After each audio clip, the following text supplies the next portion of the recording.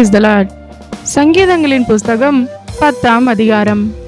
கர்த்தாவே, ஏன் தூரத்தில் நிற்கிறீர்? ஆபத்து நேரிடுகிற சமயங்களில் நீர் ஏன் மறைந்திருக்கிறீர்? துன்மார்க்கன் தன் பெருமையினால் சிறுமைப்பட்டவனை கடூரமாய் துன்பப்படுத்துகிறான்.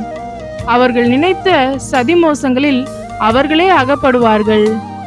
துன்மார்க்கன் தன் உள்ளம் இச்சித்ததை பெற்றதினால் பெருமை பாராட்டி பொருளை அபகரித்து தன்னைத்தான் போற்றி கர்த்தரை அசட்டை பண்ணுகிறான்.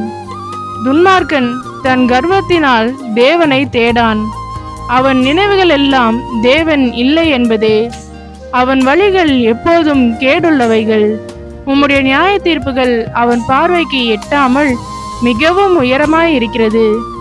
தன் எதிராளிகள் எல்லார் மேலும் சீறுகிறான். நான் அசைக்கப்படுவதில்லை, தலைமுறை தலைமுறை தோறும் தீங்கு என்னை அணுகுவதில்லை என்று தன் இருதயத்தில் சொல்லிக் கொள்கிறான்.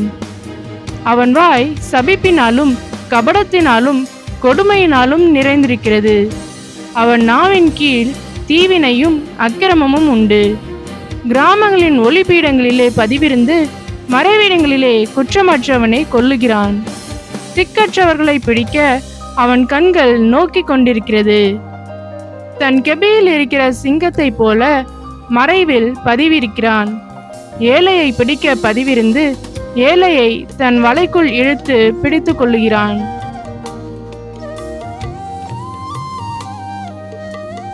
திக்கற்றவர்கள் தன் பலவான்கள் கையில் விழும்படி அவன் பதுங்கி கிடக்கிறான்.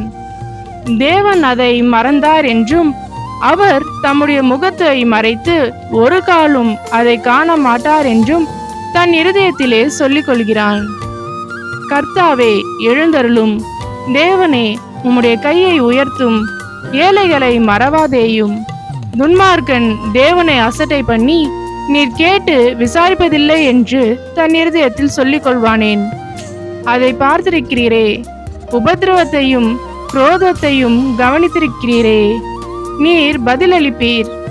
ஏழையானவன் தன்னை உமக்கு ஒப்புவிக்கிறான். திக்கற்ற பிள்ளைகளுக்கு சகாயர் நீரே. துன்மார்க்கனும் பொல்லாதவனுமாய் இருக்கிறவனுடைய புயத்தை முறித்துவிடும். அவனுடைய ஆகாமியம் காணாமற் போகும் மட்டும் அதை தேடி விசாரியும். கர்த்தர் சதா காலங்களுக்கும் ராஜாவாய் இருக்கிறார். புறஜாதியார் அவருடைய தேசத்திலிருந்து அழிந்து போவார்கள். கர்த்தாவே, சிறுமைப்பட்டவர்களுடைய வேண்டுதலை கேட்டிருக்கிறீர். அவர்கள் இருதயத்தை ஸ்திரப்படுத்துவீர். மண்ணான மனுஷன் இனி பலவந்தம் செய்ய தொடராதபடிக்கு தேவரீர் திக்கற்ற பிள்ளைகளுக்கும் ஒடுக்கப்பட்டவர்களுக்கும் நீதி செய்ய உம்முடைய செவிகளை சாய்த்து கேட்டருளுவீர். ஆமென்.